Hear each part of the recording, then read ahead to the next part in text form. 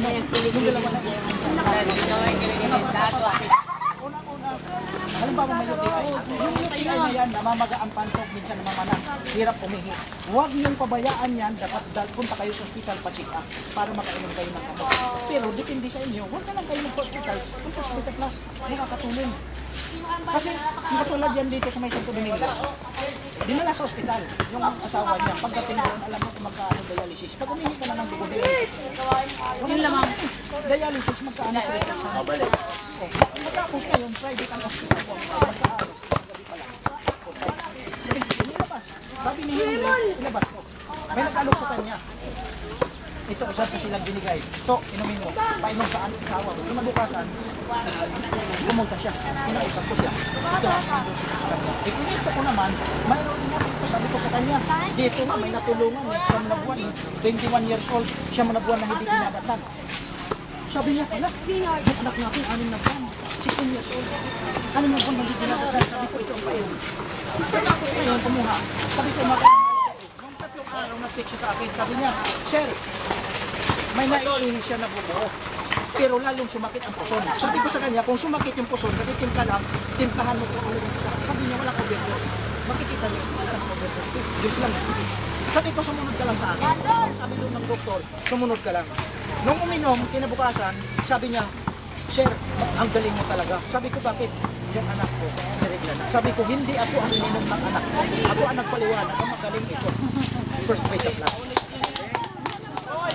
Kasi kung ito aaralin mo lang doon sa mga doktor, yun ang maituturo ko. Katulad kay si Arlen. Si Arlen, galing ng Giga, pinauwi. Bakit? Kasi may bukod sa puso. Yun ang nirereklamo niya. Ang balak niya, pa-check up lang ang pa-check up. Wala pang ininom. Dinala ko siya sa opisina. Ito ang inano ni doktor. Sabi niya 3 times a day. Umaga tanghali, pero alam mo, tinipid lang. Umaga sa kagabi lang.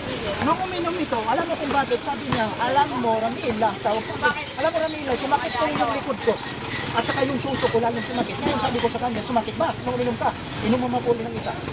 Ay, walang overdose yan, walang overdose yan. Makinig ka lang sa akin, maniwala ka. Uminom siya. Kahapon, kinabukasan, pinuntahan ko, kumusta? Tama yung sinabi ko. Nang ininuman ko, nawala yung sakit.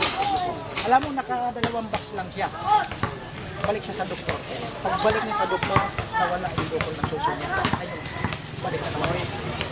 Maganda ang yun lang po ang mga sinishare ko sa inyo, yung mga natulungan na product. Dahil sa tagal ko na dito, na ginagawa ko ito habang nagtatrabaho ako kasi para makatulong naman ako. Hindi lang yun natutulungan. Kasi kung hindi ako naniwala, kung hindi ako naniwala nito, sa tingin ko unang-una, wala na akong pakalabang sa pamilya ko.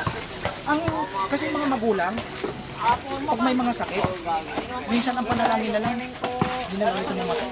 Kasi wala naman ng ito. Ang lang ito, bahala sa, di ba nangyayari yun?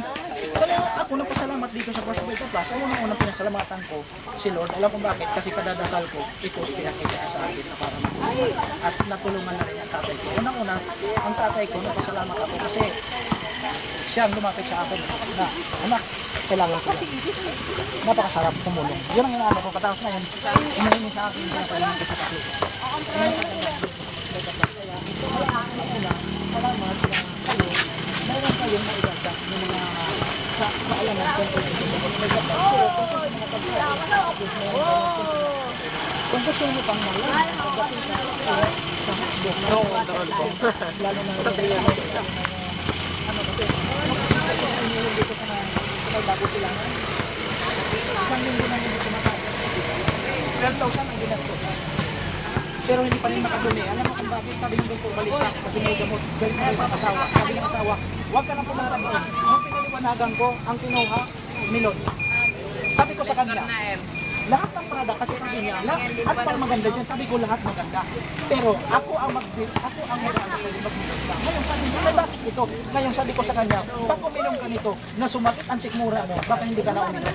Matakot ka. Kasi minsan, pag sumakit ang sikmura mo, asinit ka.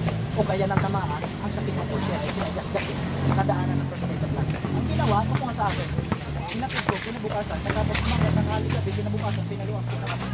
Sabi ng asawa, sayang 12,000. Dapat nagpa-register na lang ako. Naging ito ngayon, ang nag-ano sa kanya, sa mga, yung mga, ano niya, mga kamakanak doon, minsan order sa akin, sinasabi niya, punta na nga dito, magdala ka ng lumang bahay.